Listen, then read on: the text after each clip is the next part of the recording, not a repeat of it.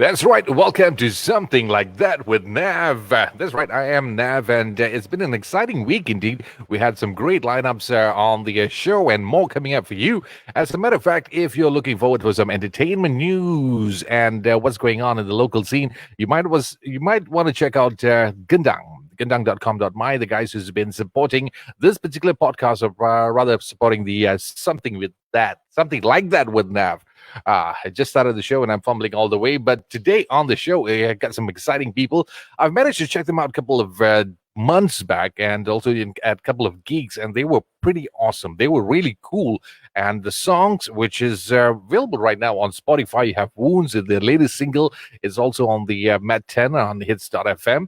And available on Spotify, and we might talk about that in a bit from now. But in the meantime, let's have them on the screen right now.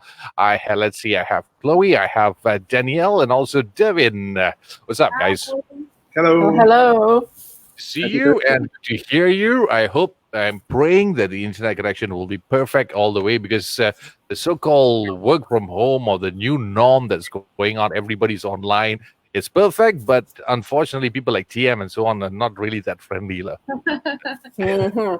right, let me kick it off by saying that you guys did an awesome show. That, like I said, one of the shows that caught my attention was during the launch of the Rhythm Nation's 7th album, and you guys were the guest bands. You were fantastic.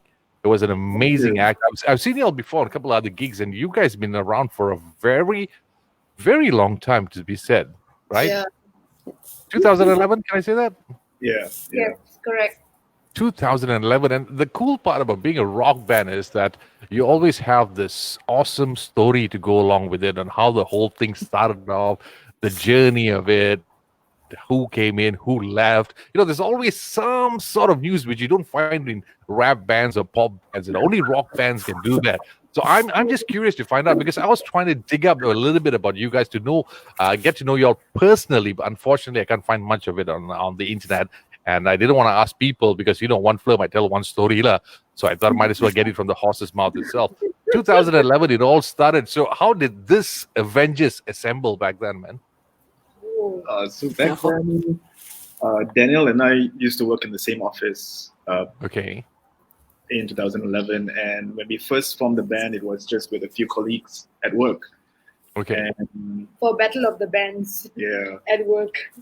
It always starts like that, right? Battle of the Bands, compulsory thing. Okay. yeah. So before we started the band, we decided to start writing music together, because Daniel can sing and I can play the guitar. So we thought, hey, let's give this a shot and see where it goes. Okay. And we ended up writing our first bunch of songs. And that was when we decided, okay, you know what? I think this could work. Let's try forming a band and join the Battle of the Bands and see how that works out. So at that time, it was just a band of colleagues. Just came together for fun, just to try it out. Those guys left after a while because they were not really into the whole original indie band music scene thing. Okay. Yeah.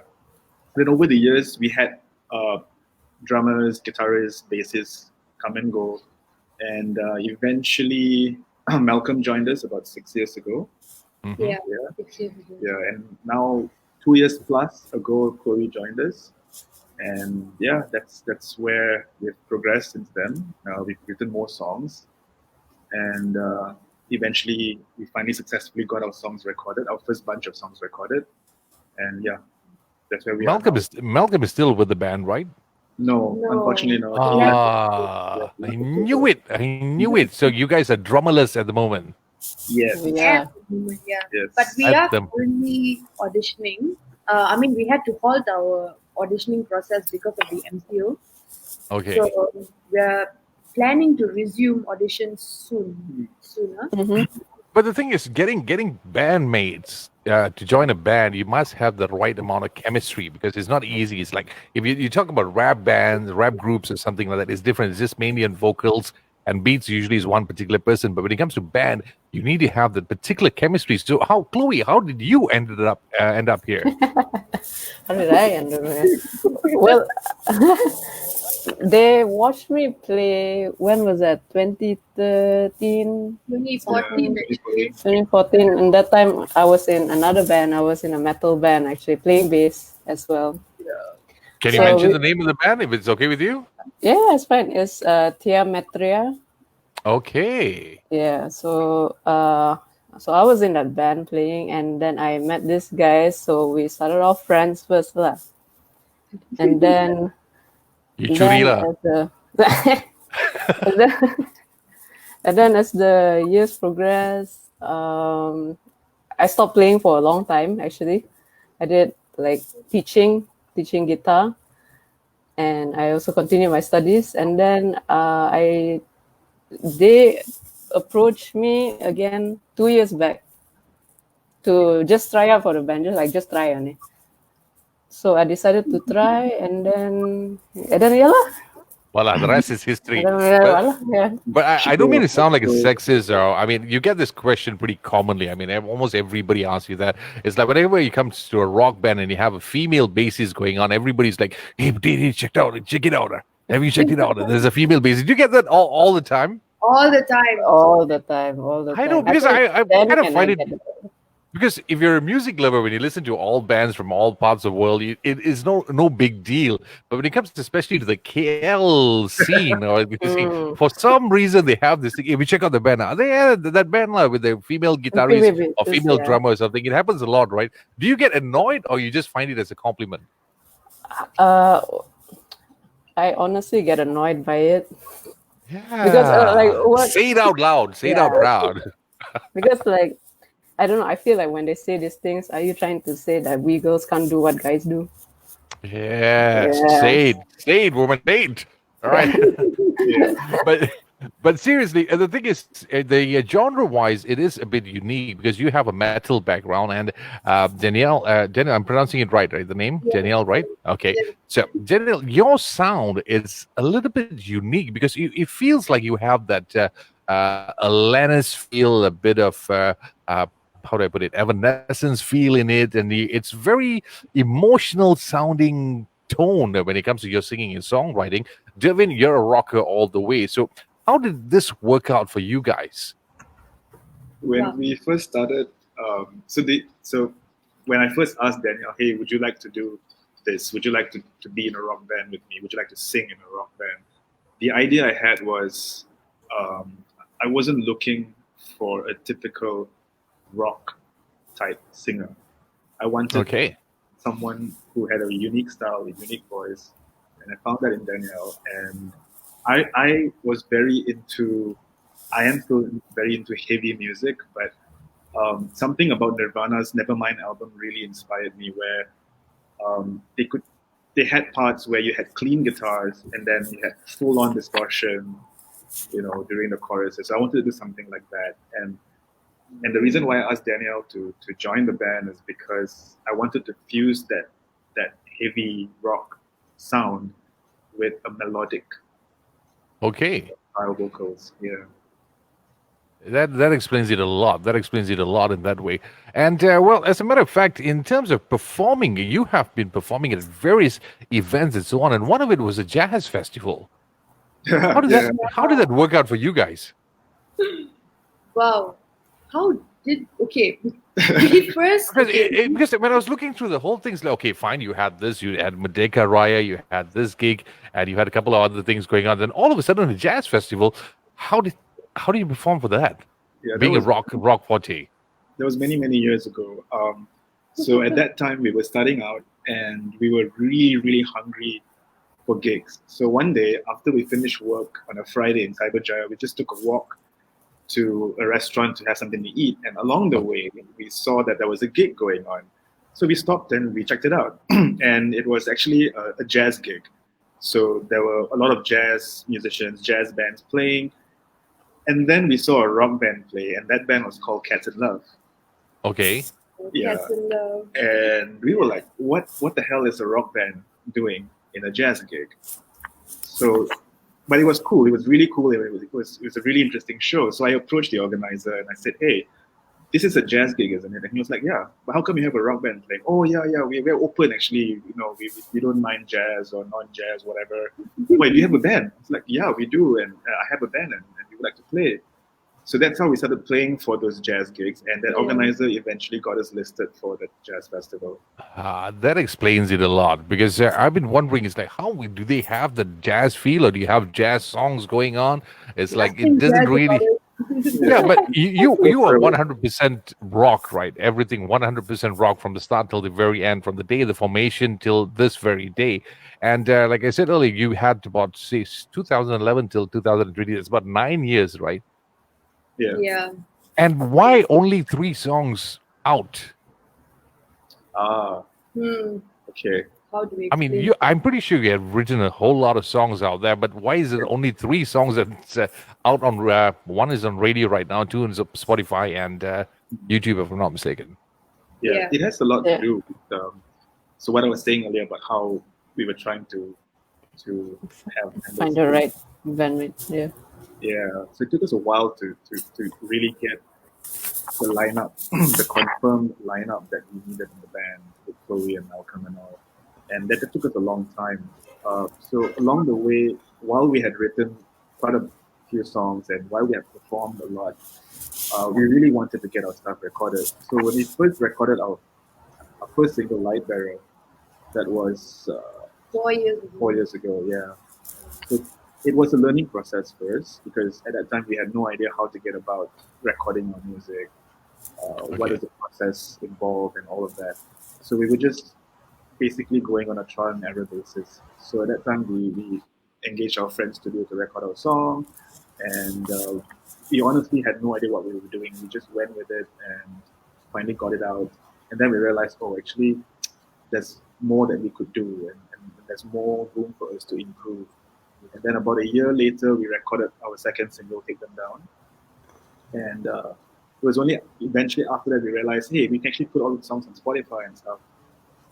After that, we were looking for a good studio and a good producer to work with to really get our songs recorded properly and with the best production quality possible. Yeah. And that is when we collaborated with Nadir Studios with Ashin Govinath.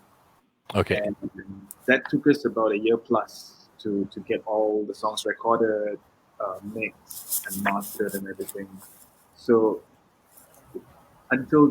so now basically this year is now we're finally ready to put our songs out there now. But this year was a pretty weird one because 2020, everybody walked into it saying that, yes, this is my year. I'm going to go all out for it. And then, boom, a bug COVID messes happened. everything out, man. Yeah, man. I know. I could just imagine the frustration, even in my field, the same thing that was going on. But you mentioned something about recording all your songs. How many songs are there actually? Actually, No, we've only recorded 6 songs so far. So it's an EP. But we've got about 12 songs. yeah. Yeah, we've got about Mm. 12 songs. How many Right. again? 12 songs. 12.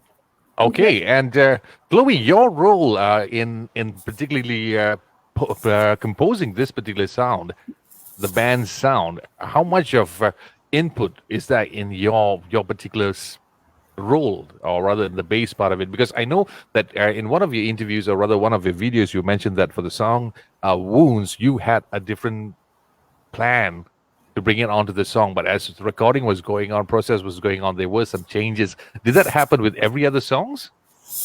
Mm, it kind of did lah, because when I joined the band, before the whole recording process, when I was learning the songs, I played it like how I thought it should be played, the songs how it should be played. So I listened to like their previous performances, tried to like copy the previous basses, how they do it, and I change it up a bit. And then when it was time to like lay it out for the EP, our producer listened to how I was playing it and told me, hey, I think this part you should change because it doesn't Wow. fit this part. I'm like, oh, but this is how I've been playing all these years. Well, it's time to change lah. Okay, But lah. was it difficult coming from a metal band background? I mean, I'm pretty sure that when you play in a metal band, your influences are a lot from the metal scene or the metal music itself, and bringing it into Skies Are Red, was it a tough task? I won't say I was like fully influenced by metal. Yeah, I like for the longest time I was listening to only metal. I started off playing guitar, like listening to metal, learning metal songs. And then when I entered a music college, I was exposed to like other genres like blues and jazz. I didn't really get into the whole jazz scene, but I stuck to blues lah for quite Okay. some time until now actually. So listening to like John Mayer, all of that. So that kind of changed my playing style also. Yeah. So it did like it wasn't that hard lah, but I think like what was the hardest part was making my sound to be prominent and different. Yeah, I think Dervin also can relate to this, like, and Danielle Yeah. also with her vocal styles and all. I think every Yeah, musician lah. Yeah. yeah, because Devin, I know you play a very important role because you are the I would say the founder of the band, one of the founders of the band itself, and you have that mindset of what kind of direction the band should sound and how the song should be like, and having, of course, vocalists and also songwriting. Like, say, for example, whatever Daniel's writing, because whatever you listen to, in terms of lyrics and the feel of that particular song, is not going to be so easy to blend into a rock music altogether, right? So if you want to go heavy, then getting that kind of tone to mix in is going to be a tough task. What about you? What's your take on that? Was it an easy process for you to come up with all that 12 songs? You mean to me? Yes, for you. Um, I wouldn't say it was easy, um, but it wasn't that difficult either because, and it wasn't like I had a fully laid out plan of what exactly I should be doing and what we should be doing. And like I said earlier, it was a learning process over the years. And it all started from our very first gig where I learned not to turn my volume too loud. Then if I did that, and then it would drown her vocals, and what's the point of having a singer if no one can hear what she's saying? So then I had to learn how to play with the EQ, not too much Okay. min, how much treble, and stuff like that. And yeah, so in terms of the songwriting, honestly, we never really sat down and thought, okay, this is the kind of genre, or this is the kind of style we're going to write. We just wrote Okay. what we felt like writing. So we have songs like Wounds is a very melodic, I would say, moderate tempo song, but we have like upbeat, heavier songs as well. And we just wrote what we felt like writing. So Wounds was a song that was written at a time where so Danielle wrote the lyrics for it, and she was going through a particular phase in her life, and how it happened was she was like, oh, this stupid shit's going on, and this is going on, and I can't deal with this, and what the fuck. I'm sorry, I don't know if I can say. It's okay. Don't worry, Reese. Anything and everything goes in this show, man. Yeah, but then Trust I me, that's the best part about the podcast. No one gives a damn actually about the languages. Yeah. So, but as for Danielle, the song "Wound" is one of the songs, and of course, I heard your previous tracks also. It is something that you rarely find in most songs these days. Okay, I'm just going to be very honest down here. Most of the songs that I listen to, yes, you have that music is gets you moving, maybe something a bit on the sentimental songs. People talk about love and so on, but something about Wounds, it was very emotional. Okay, don't ask me to sing the lyrics or which part of it because I hate the way I sound. So the thing is, I really suck at it. So the thing is, it's very connected. It is a song that's very connected. And when you say it's something that has happened to you and so on, is that a part of your songwriting process to write things that actually happen to you or whatever is going on, or is this something creative that just flows on a pen and paper? Okay, so I usually write songs that, how to say, it comes from my heart, whatever I've been going through. Sometimes I put myself in somebody else's shoes and I try to write based on that. But I feel like those songs don't really come out as emotional as the ones that I write from my own experiences. Okay. Yeah. So Wounds was definitely very personal to me. I don't know. I don't know what I was going through. So at that time, it was No, because it is different for people who's listening to it. Any song for that matter, it depends how you you translate it to connect it to yourself. And wounds was something that I have no idea. After listening to the songs, I felt like I had some problem during my childhood days or my teenage years or some reason like that. It has an emotional connection for anybody who's listening to that particular song. And I felt it that way when, especially when you played during the unplugged sessions, something that you posted online. You really had that feel for that particular song. And as for the response of people who's listened to it, have they said the same thing in terms of the connection they had with the song? Or is it just like something that everybody's treating like, hey, it's just another song, it's a cool song? I guess people who are close to us will, come and tell us and share with us how they felt with the song. But a person in general, I've not heard anyone come up to me and tell me, the song really touched me. So it's such an amazing song. So when I hear people like you come and tell me that it hit your heartstrings, it really means something to me because then I feel like, oh, okay, I did a good job capturing how I felt at that moment where it could be related by anyone. But is that how it is in all your songs? You have about 12 songs that will be coming up. And as a matter of fact, your previous single that you had this particular track that was remastered, pardon me, I just slipped my mind on the title of that track. Well, even that also has a bit of emotional feel towards that song. So does that mean that all your songs that's from Skies Are Red are going to have that similar feel, or is there a variety of things that you are going to be introducing to the music lovers out there? I would like to try new things and write in how to say in a third person point of view. For an example, I still haven't successfully done something like that, but one of our songs, one of the heaviest songs called Deception. Okay.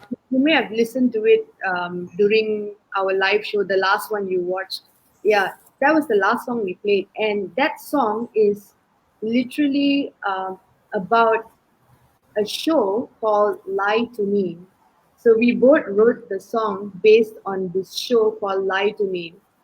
Oh. Tim Roth, right? Tim Roth, Tim Roth acted in that series, yeah. And I don't know, we both just decided, you know what, let's write a song about this series, the deception about, how some people they do it so well. They can, literally fool people. It's the lengths that people will go to lie about whatever, whether it's a crime. I'm definitely looking for that song to come out soon, man. I mean, of course, I watched you perform, but now that you mentioned about this particular song, and it's you just hit the right word, which is heavy, the kind of music that I enjoy also. So I'm looking forward for that to come out. And any idea roughly how long would it take before you start releasing all 12 songs of it?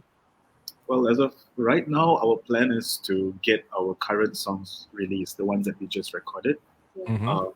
Soon, hopefully, I don't know, before the end of the year or maybe by next year, we could start the recording process again. And that's when we will get the next 6 songs recorded. So Deception and a few other songs will be included in the next release. Yeah. So Are you gonna release it in like one single, one track after another, one by one, or are you just gonna come up with a full-fledged album and then release everything out? Because I'll be frank with you, from the days of radio till this very day, I'm kind of tired of waiting for the whole album to come out. Where you just when you listen to one particular song, you look forward for the next one immediately, and you want to play that album over and over again. But sadly enough, I don't know, maybe it's budget, maybe the cost, or maybe it's time factor that songs are being released one track after one track, 3 months later, 6 months later. So by the time you get all excited, and then you just got to wait for the next 6 months for the next song to come out, or maybe a year. Is that the same thing that's going to be happening here? Please let me know. no, I really hopefully hope not. Hopefully not. Yeah. To be honest, we are planning for a whole album launch party. Have a proper gig with 2-3 other bands, invite our friends over, have our album sales and things like that. But then, whatever just happened last MCO.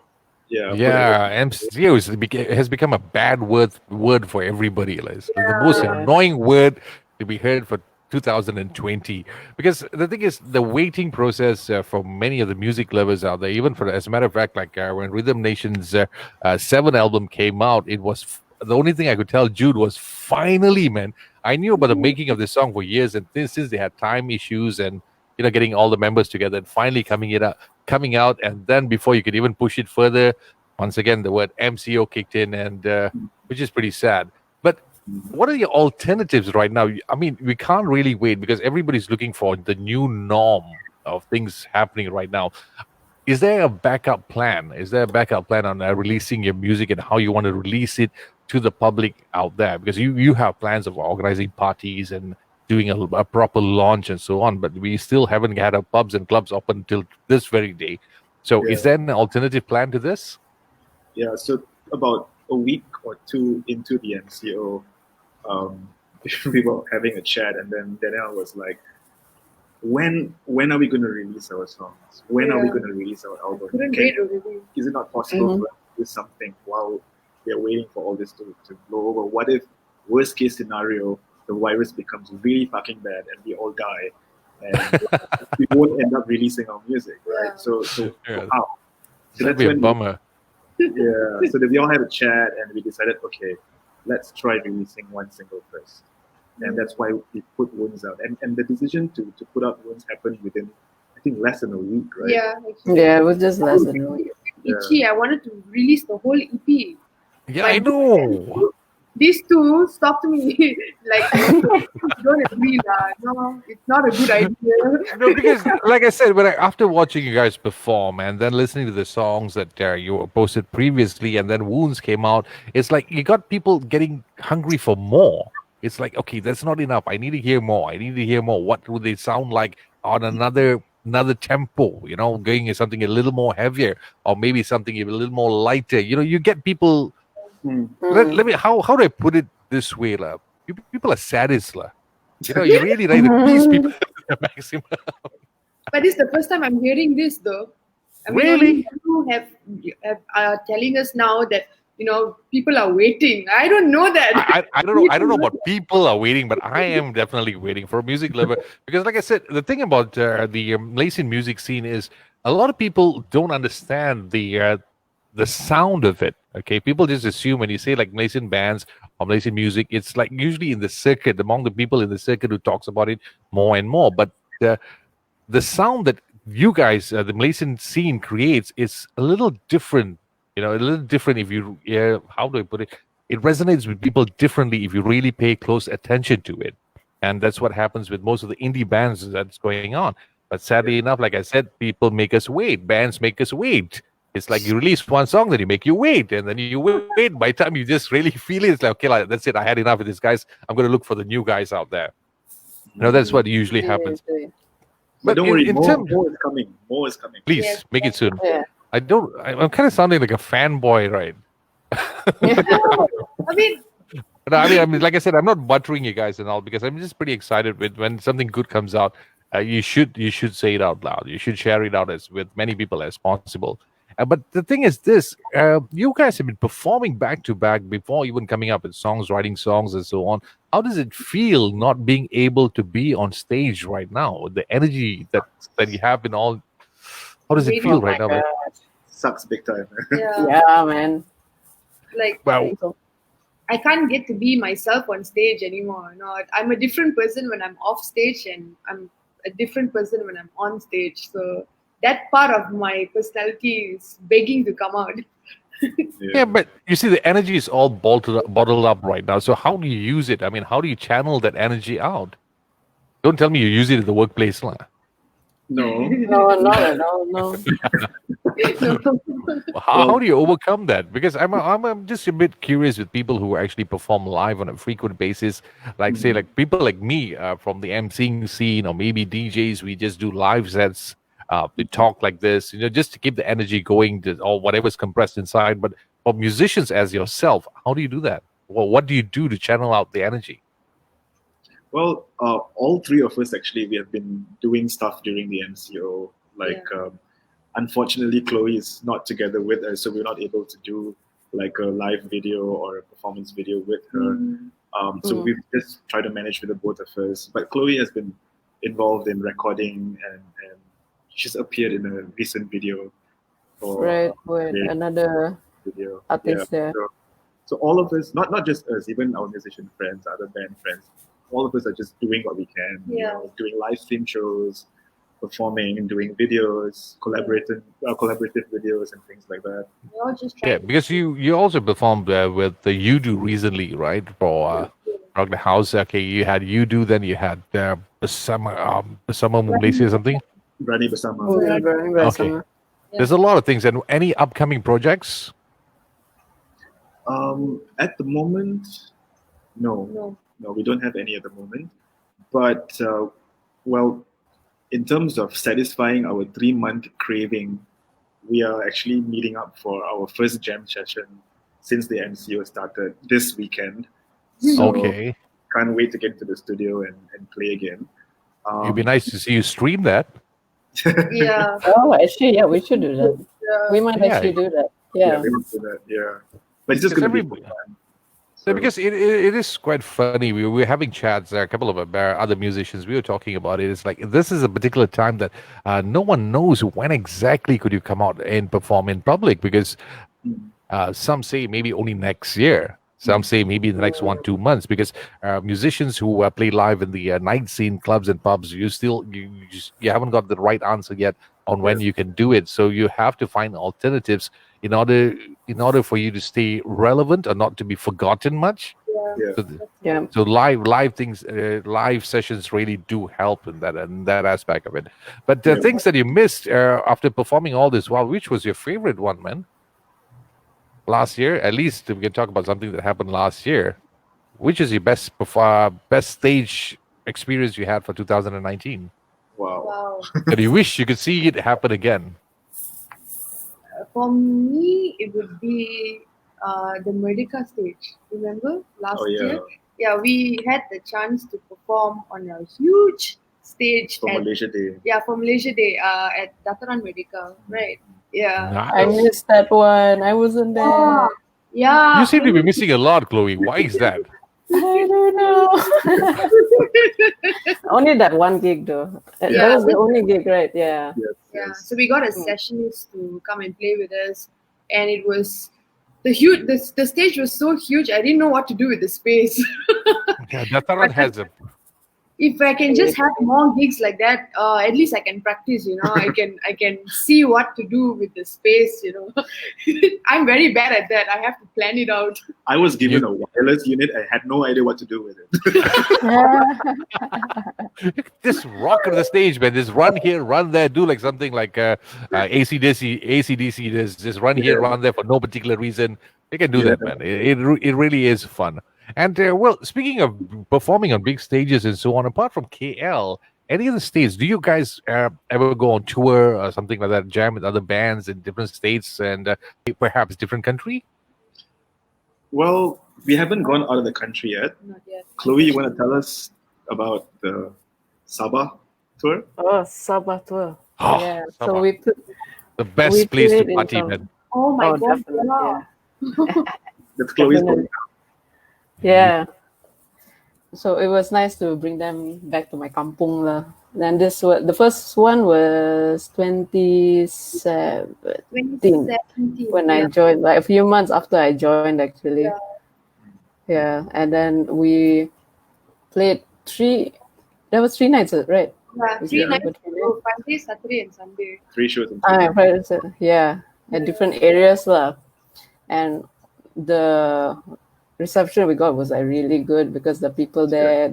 Oh, Sabah, you Yeah. don't have to see. Okay, let me put it this way: It's a East good way. Malaysia, those people know how to party. Yes. No, They Yeah. know how to have a really good time. Unlike we people here in KL, we people are like all bunch of posers. Sorry to say this, like, for those who's listening, a lot of Gaya Lebefless down here. But over there in Gaya Sabah, Lebeh. Sarawak, so it's a risky. different feel altogether. It's like how they party is a different game.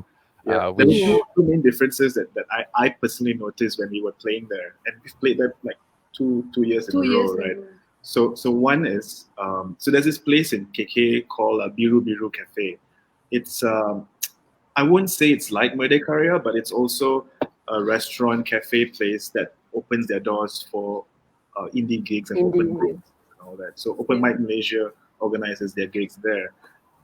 So when we were playing there, the lineup for the night had like alternative rock bands like us. There were singer-songwriters on acoustic guitars, and there were heavier bands than us playing there as well. And outside the cafe, there was a huge gathering of music fans, right? And there were metalheads, there were punks, there were all kinds of people from all different genres, all just hanging out, and they all came to support the show. Whoever was playing, they were there.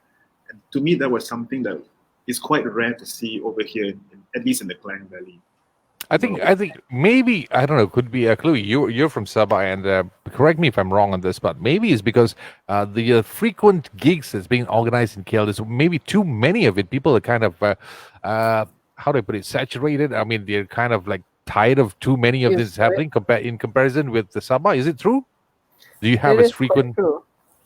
It is quite true. I mean, okay, I only go back to Sabah like once a year for Christmas, but Okay. I do ask like my cousins and all, like, oh, do you guys go for gigs and all? And then they always say, yeah, we go to this one pub that everyone goes to. Whereas over here we have like multiple pubs that Yeah, provide different styles of music, different gigs. So yeah, you always have an option here, but over there they only go to this one pub.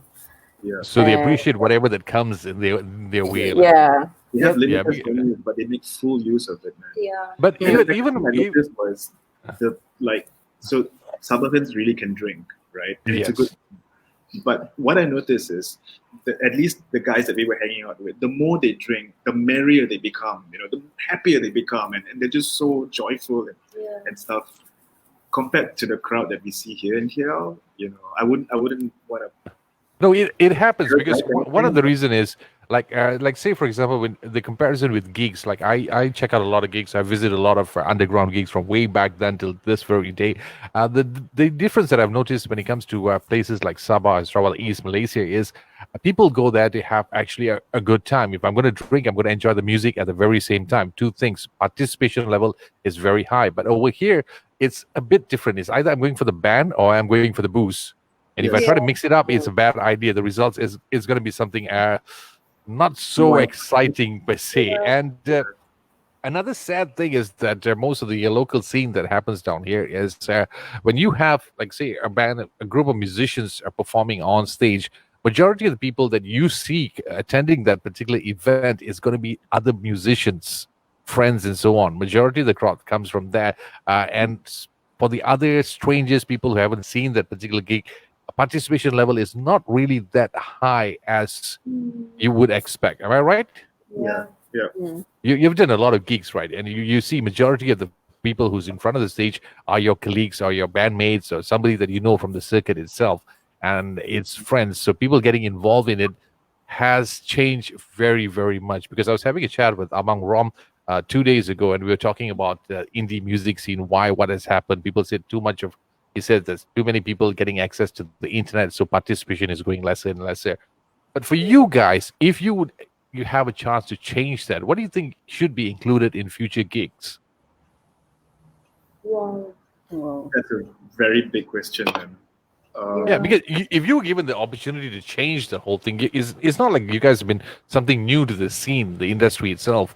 Okay, one, the good thing is you've been there for about 9 years or so on, and of course you have seen the east side and west side of the movement itself, performing in both stages, big and small.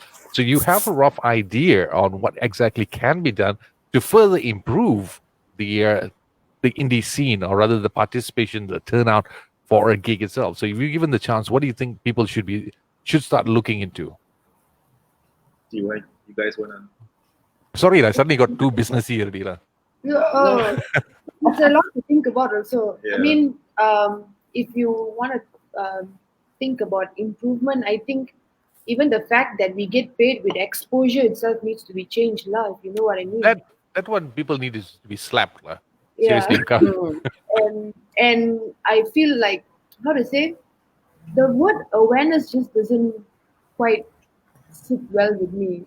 I feel like people who are more on the mainstream or side of listening, they should be made aware of how much talent we have, like locally. Yeah, Yeah. So I don't know how we can do it, I but think- that's what we yeah. need. I think radio Okay, I'm going to touch on a very sensitive topic here, but I'm going to say it anyway.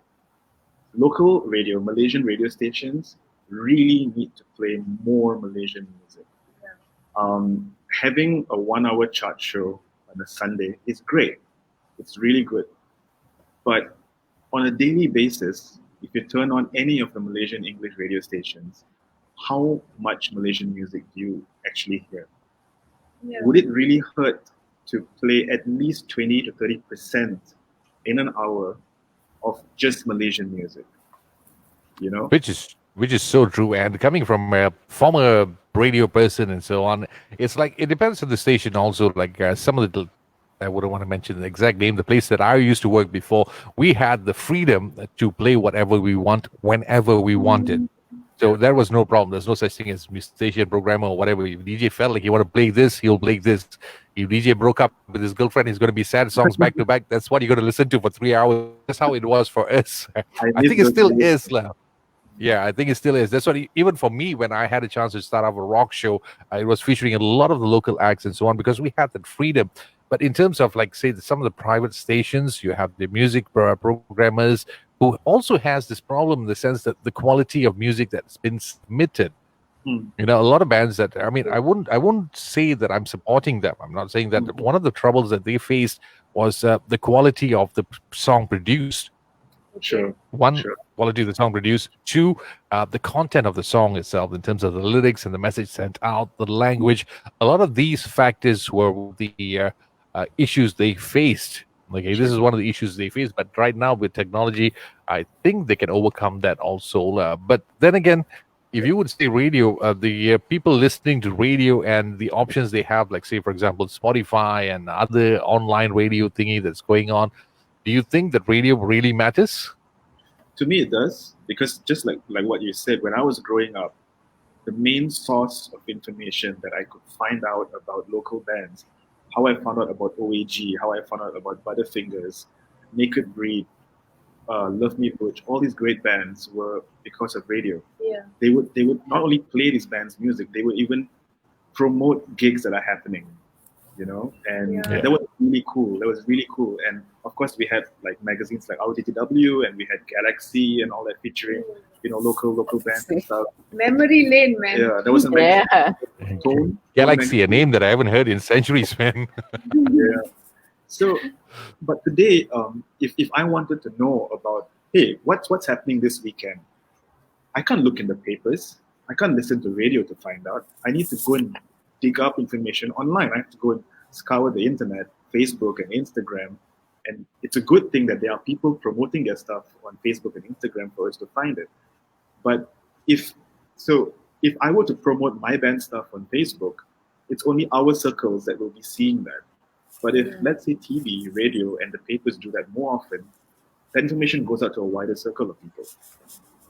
And like what Danielle was talking about, awareness, that has to do a lot with the Malaysian people's awareness about local music.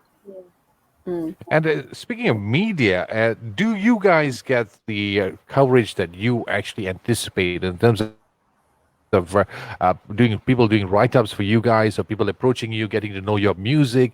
Do you come across those group of journalists, or do you really have to make an effort to go and look for them and pass your materials to them in order to say, hey, we are Skies Are Red, could it be featured in your magazine or maybe your blog or your website and so on? Do you face that issues? Yes, yeah, we do. But we also have beautiful people like you who want to feature us. So On come to us. I was curious, Joe, man. I just want to know more about you guys since I couldn't find on the other side. So, but the thing is, you want to overcome that. What's your getting people, media to get more involved with you guys? Forget about radio, forget about TV. Okay, they have their own programming and whatever nonsense that's going on, which I think another 50 years we'll still be having this particular conversation, man. Everybody's been trying since the days I've been from, I don't know, Radio 4 or so on. Okay, we still have the battle going on. So, but for the media part of it, especially print and whatever write-ups or websites and so on, how do you think that you guys can actually work hand in hand in order for people to know more about bands and also include more of the indie scene in the contents itself? I think members of the media need to really get involved. get involved with the scene. If you are a publication, or if you're a online magazine, and you have a section or a segment in your magazine about music, and if you want to talk about Malaysian music, then you need to really get involved in the scene. You need to, cover events, cover album releases, single releases, collaborate with a few different bands and come up with your own, like how Rolling Stone does it, or some of these major magazines. I read a lot of like Premier Guitar, GuitarWorld.com, and they have some really great articles, which I really wish we had here in Malaysia as well. Yeah. But there are some people who are doing it, like Eccentrica.com. They do a really good job in covering a wide spectrum of the art scene in Malaysia, not just music, but in terms of books and theater and paintings and all that. But it's rare, it's rare to see a really good source of information that covers regular content about the Malaysian indie scene. So I would Okay. say, in answer to your question, I think they would need to collaborate more. Collaborate with the bands, with organizers, with indie record labels, to really get in the know of what's going on. Because like you said earlier also, like people are waiting for songs to come out, and band releases one song and then they have to wait 6 months or a year for the next song. But people don't know what's really going on behind the scenes. It's a real struggle, to get our songs written, to perform our songs, to even get it to a level where we're satisfied to record it. And now we can say, okay, we are pleased with this product and we want to share it with the world. It takes a lot of work, a lot of hard work, and these are the kind of stories that needs to come out. It needs to be written about, it needs to be broadcasted in any way possible. It's part of the reason why we took so long to come out with such an amazing production like Booms. The Yeah, other 'cause- two productions, it wasn't as good. So you guys are actually perfectionists when it comes to producing these songs, right? You just want to make sure the right song is it. But in terms of costing to produce the songs itself, is it ridiculous these days?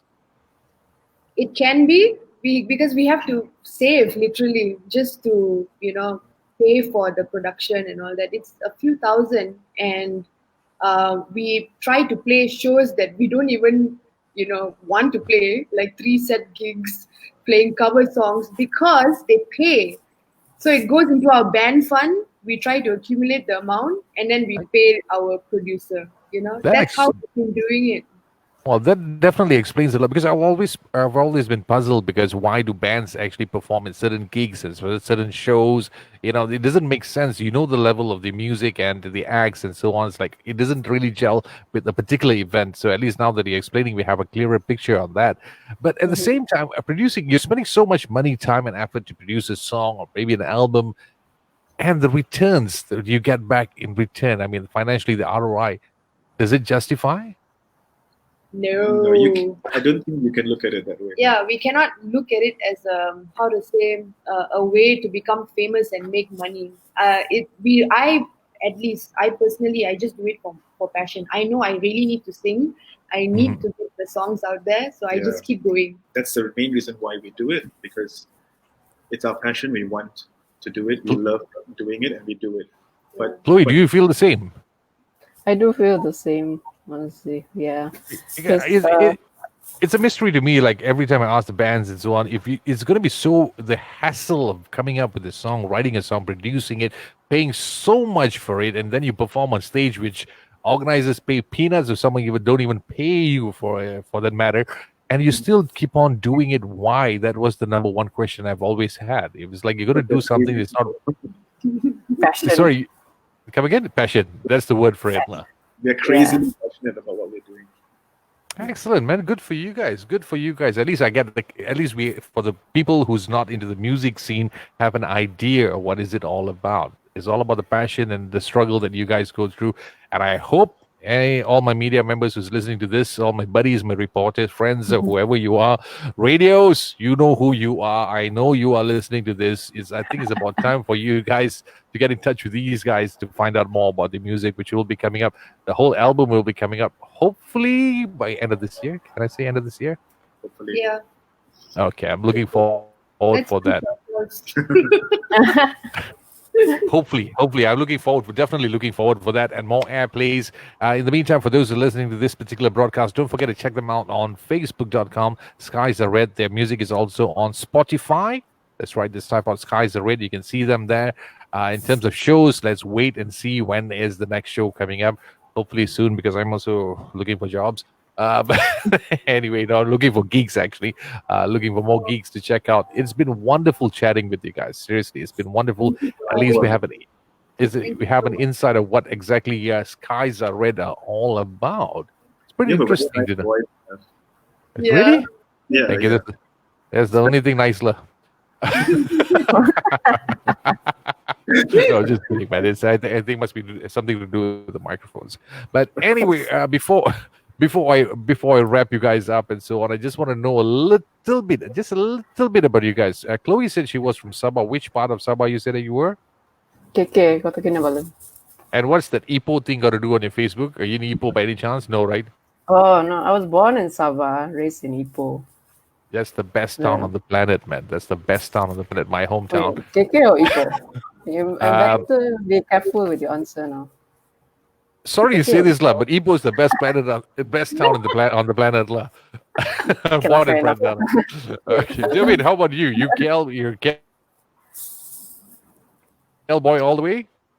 Sorry, you kind of froze there. Didn't hear you. He's frozen. You're a KL boy, right? Who, me? No. No, I'm no. frozen. Please. You know, where are you from? Actually, we are both from Seremban. Yeah, small town too. I grew up in PD. Okay, Seremban, I must say it's another nice town, lah. Yeah. Really, PD. Okay, I have to say Seremban, PD, all good places, lah, because I have no choice. My wife is from there.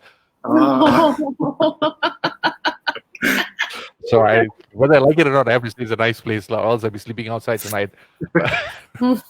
But I think there's a certain charm about people from small towns. Yeah, this certain. Yeah, you have.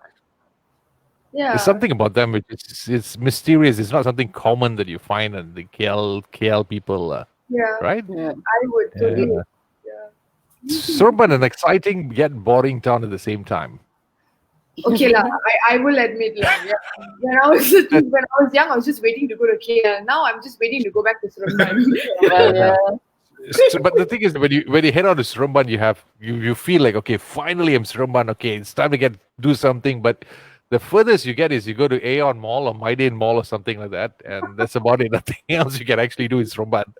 Sabah, different story, lah. Sabah, you said where are you getting it from? KK.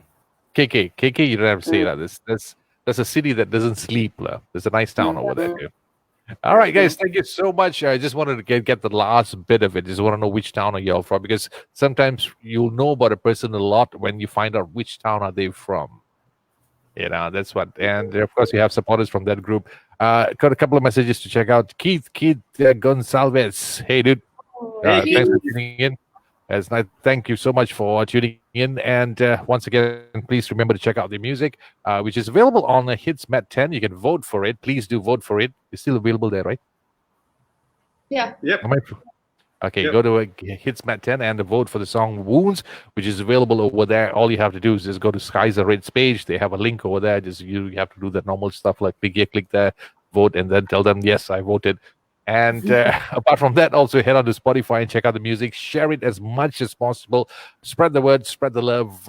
And once again, thank you so much, guys. Daniel, Dervin, Thank Chloe. you. Thank you so much. It was Thank you so much for wonderful having chatting with you. Looking forward to see you guys in person in the Yeah. near future. Hopefully All right. soon. Yeah. Hopefully soon. Take care. Hopefully, take care. Peace.